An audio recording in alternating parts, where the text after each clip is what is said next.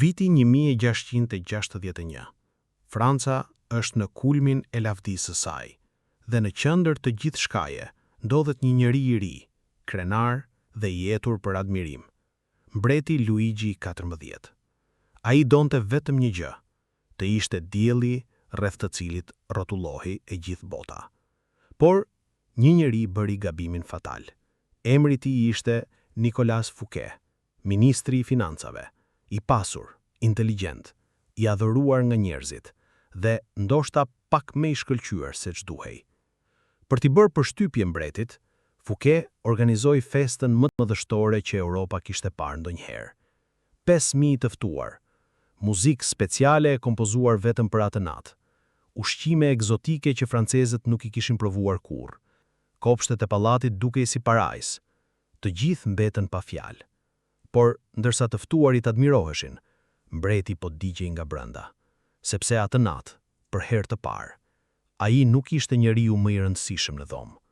Fouquet pa dashje e kishte bërë mbretin të ndihej inferior, dhe në lojën e pushtetit, ky është një mëkat që nuk falet. Vetëm disa ditë më vonë, Fouquet arrestohet, akuzohet për tradhti dhe vjedhje, dhe kalon pjesën tjetër të jetës në burg. Jo sepse organizoi një fest, por sepse shkëlqeu më shumë se mbreti. Dhe këtu hyn ligji i parë nga libri The 48 Laws of Power të Robert Greene. Mos e tejkalo shefin. Në sipërfaqe tingëllon si manipulim, por Robert Greene thotë se kjo është natyra e pushtetit. Njerëzit që kanë autoritet, shefat, drejtues, mbretëri, politikan, duan të ndihen superior, dhe momentin që ti i bën ata të ndihen të kërcënuar, ata fillojnë të shohin si problem. Edhe nëse je më i talentuar, edhe nëse ke qëllime të mira, historia është plot me njerëz që ranë, jo sepse ishin të dobët, por sepse shkëlqyen shumë se ç'duhej. Madje edhe Galileo, shkencëtari legjendar, e kuptonte këtë. Kur zbuloi hënat e Jupiterit, ai mund të merrte gjithë lavdinë për vete, por nuk e bëri. Ai ja dedikoi zbulimin familjes Medici, familjes më të fuqishme në Itali. Ai i bëri të ndihej sikur universi vet rrotullohej rreth tyre, dhe rezultati, Galileo nuk u ndëshkua. Ai u shpërbly, mori post prestigjioz, para dhe mbrojtje, sepse ai kuptonte diçka të rëndësishme. Njerëzit e fuqishëm nuk duan vetëm sukses, ata duan të ndihen të rëndësishëm. Dhe ky ligj nuk vlen vetëm për mbretërit. Ndodh në zyra, në biznese, në politik, madje edhe në shoqëri.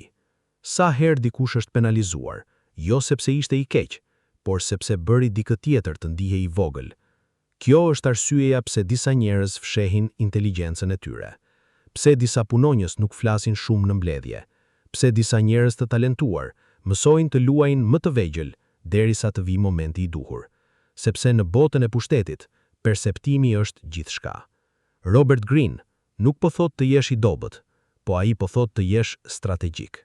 Ndonjëherë, mënyra më e zgjuar për të fituar është të mos dukesh si kërcënim, sepse njerëzit falin gabimet, por rrallë falin dikë që ua prek egon. Dhe ndoshta, ky është një nga ligjet më të rrezikshme të natyrës njerëzore.